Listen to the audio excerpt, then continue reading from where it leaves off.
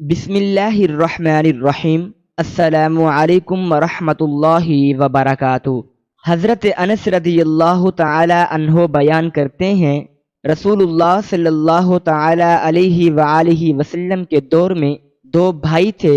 ان میں سے ایک نبی صلی اللہ تعالی علیہ وآلہ وسلم کی خدمت میں حاضر ہوتا تھا، جبکہ دوسرا کاروبار کیا کرتا تھا۔ کاروبار کرنے والے نے اپنے بھائی کی نبی صلی اللہ تعالی علیہ وآلہ وسلم سے شکایت کی تو آپ صلی اللہ تعالی علیہ وآلہ وسلم نے ارشاد فرمایا، شاید کہ تمہیں اسی وجہ سے رزق دیا جاتا ہے۔ اللہ تعالی نے رزق کے 16 دروازے مقرر کیے ہیں اور اس کی چابیاں بھی بنائی ہیں۔ جس نے یہ چابیاں حاصل کر لی وہ کبھی تنگ دست نہیں رہے گا۔ پہلا دروازہ نماز ہے۔ جو لوگ نماز نہیں پڑھتے ان کے رزق سے برکت اٹھا دی جاتی ہے۔ وہ پیسہ ہونے کے باوجود بھی پریشان رہتے ہیں۔ رسول اللہ صلی اللہ تعالی علیہ وآلہ وسلم نے فرمایا، جس کی نماز عصر جاتی رہی گویا اس کا گھر بار اور مال لٹ گیا۔ دوسرا دروازہ استغفار ہے۔ جو انسان زیادہ سے زیادہ استغفار کرتا ہے، توبہ کرتا ہے، اس کے رزق میں اضافہ ہو جاتا ہے۔ حضرت عبداللہ بن عباس رضی اللہ تعالی عنہ روایت کرتے ہیں کہ رسول اللہ صلی اللہ تعالی علیہ وآلہ وسلم نے فرمایا، جس نے استغفار کو لازم کر لیا تو اللہ تعالی اسے ہر غم اور تکلیف سے نجات دے گا اور ہر تنگی سے نکلنے کا راستہ پیدا فرما دے گا۔ اسے ایسی جگہ سے رزق عطا فرمائے گا جہاں سے اسے وہم و گمان بھی نہ ہوگا۔ تیسرا دروازہ صدقہ ہے۔ اللہ نے فرمایا کہ تم اللہ کی راہ میں جو خرچ کرو گے اللہ اس کا بدلہ دے کر رہے گا۔ انسان جتنا دوسروں پر خرچ کرے گا اللہ اسے 10 گنا بڑھا کر دے گا۔ حضرت ابو ہریرہ رضی اللہ تعالی عنہ روایت کرتے ہیں کہ نبی اکرم صلی اللہ تعالی علیہ وآلہ وسلم نے حضرت بلال رضی اللہ تعالی عنہ سے فرمایا، اے بلال خرچ کرو اور عرش والے سے افلاس کا خوف نہ کرو۔ چوتھا دروازہ تقوی اختیار کرنا ہے۔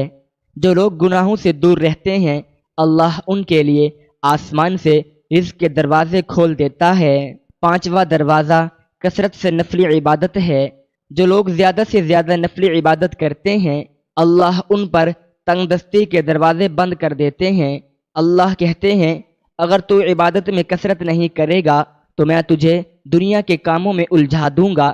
لوگ سنتوں اور فرض پر ہی توجہ دیتے ہیں، نفل چھوڑ دیتے ہیں، جس سے رزق کی کمی ہوتی ہے۔ چھٹا دروازہ حج اور عمرہ کی کثرت کرنا۔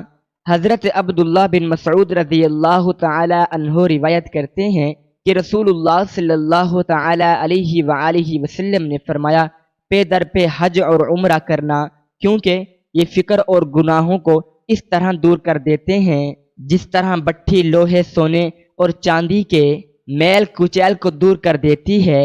اور حج مبرور یعنی حج مقبول کا بدلہ صرف جنت ہے۔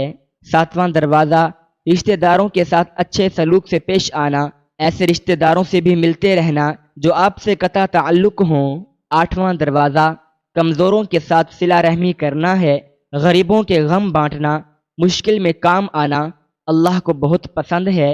نبی کریم صلی اللہ تعالی علیہ وآلہ وسلم نے فرمایا کہ بندوں کو ان کے کمزوروں کی وجہ سے رزق ملتا ہے اور ان کی مدد کی جاتی ہے۔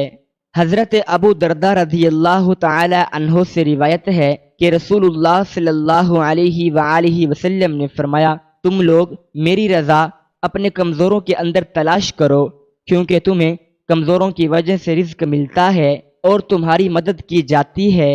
نواں دروازہ اللہ پر توکل ہے۔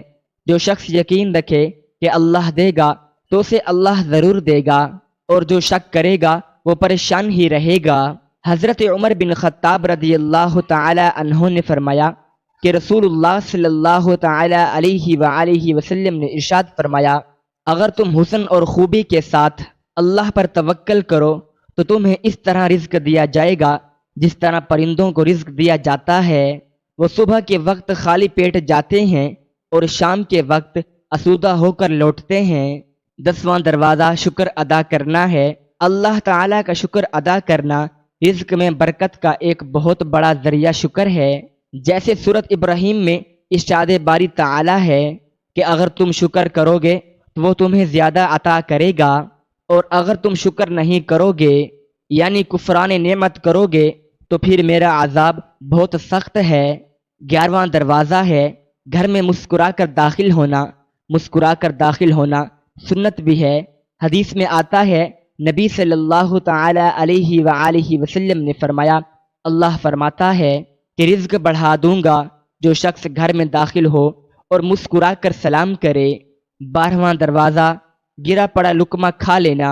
حضرت جابر رضی اللہ تعالی عنہ سے روایت ہے کہ نبی کریم صلی اللہ تعالی علیہ وآلہ وسلم نے فرمایا، جس وقت تمہارا کوئی لقمہ گر پڑے تو اٹھا لو اور جو کچھ اس میں لگا ہو اس کو پونجھ ڈالو اور پھر اس کو کھا لو، اور نہ چھوڑو اس کو شیطان کے لیے۔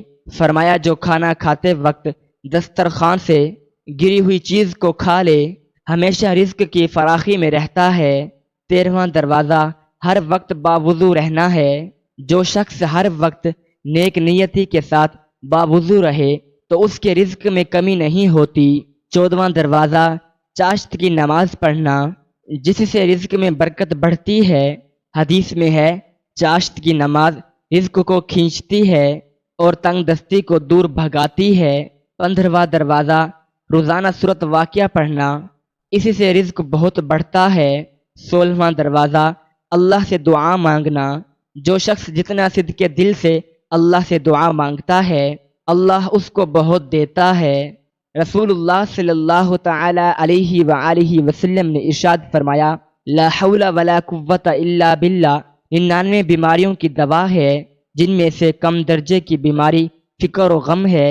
اگر لا حول ولا قوت الا باللہ 7 مرتبہ پڑھ لو تو اللہ تعالیٰ اس سے 70 بلائیں دور فرمائیں گے، جن میں سب سے کم درجے کی بلا فکر ہے۔ حضرت عائشہ رضی اللہ تعالی عنہ سے روایت ہے کہ سورۃ نصر کے نزول کے بعد نبی کریم صلی اللہ علیہ وسلم اپنی ہر نماز کے بعد سبحانک اللہم وبحمدک اللہم اغفر لی پڑھا کرتے تھے، اور قرآن پر عمل کرتے ہوئے اپنے رکوع اور سجود میں کثرت سے سبحانک اللہم اللہم اغفر لی وبحمدک پڑھا کرتے۔ نبی کریم صلی اللہ تعالی علیہ وآلہ وسلم نے صرف اسی پر اکتفا نہیں کیا بلکہ کثرت کے ساتھ اللہ تعالی سے استغفار کرتے تھے۔ ایک مجلس میں 100 مرتبہ اللہ سے استغفار کرتے، حالانکہ اللہ تعالی نے آپ صلی اللہ تعالی علیہ وآلہ وسلم کے اگلے پچھلے تمام گناہوں کو معاف کر دیا تھا اور وہ معصوم عن الخطا تھے۔ حضرت عبداللہ بن عمر رضی اللہ تعالی عنہ بیان فرماتے ہیں کہ میں نے نبی کریم صلی اللہ تعالی علیہ وآلہ وسلم کو ایک ہی مجلس میں 100 مرتبہ استغفر اللہ الذی لا الہ الا هو الحی القیوم واتوب الیہ کہتے ہوئے سنا۔ اس سے معلوم ہوتا ہے کہ نبی کریم صلی اللہ تعالی علیہ وآلہ وسلم کس کثرت اور مضاعفت سے استغفار کیا کرتے تھے۔ حضرت عائشہ رضی اللہ تعالی عنہا سے روایت ہے کہ جب نبی کریم صلی اللہ تعالی علیہ وآلہ وسلم کے وصال کا وقت قریب آیا تو آپ صلی اللہ تعالی علیہ وآلہ وسلم نے اپنی کمر سے ٹیک لگائی ہوئی تھی اور یہ کہہ رہے تھے، اللہم اغفر لی وارحمنی والحقنی بالرفیق الاعلی۔ اللہ پاک ہمیں بہتر عمل کرنے کی توفیق عطا فرمائے۔ اللہ پاک میری اور آپ کی بخشش فرمائے، آمین یا رب العالمین۔ ناظرین کمنٹ باکس میں اللہ تعالیٰ کے 99 ناموں میں سے ایک نام ضرور ٹائپ کریں۔ شکریہ، اللہ حافظ، السلام علیکم ورحمۃ اللہ وبرکاتہ۔